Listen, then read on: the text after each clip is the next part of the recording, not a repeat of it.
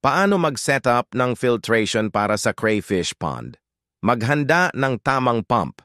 Gumamit ng water pump na kayang umikot ang tubig ng pond nang hindi masyadong malakas para hindi ma-stress ang crayfish. Gumamit ng mechanical filter, lagyan ng sponge o fine mesh para salain ang dumi, leftover food at lumulutang na debris. Mag-install ng biological filter, gumamit ng biomedia tulad ng bioballs, ceramic rings o lava rocks. Dito tumutira ang beneficial bacteria na naglilinis ng ammonia at nitrite. Maglagay ng aeration, mag-add ng air stones o blower para mas maraming oxygen sa tubig.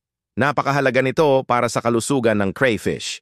Siguraduhing tama ang daloy ng tubig, ay adjust ang flow upang may banayad na sirkulasyon.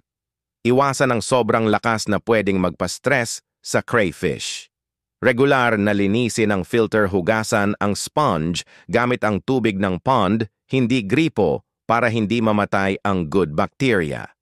Suriin ang tubig linggo-linggo. Bantayan ang ammonia, nitrite at pH level para laging ligtas ang crayfish.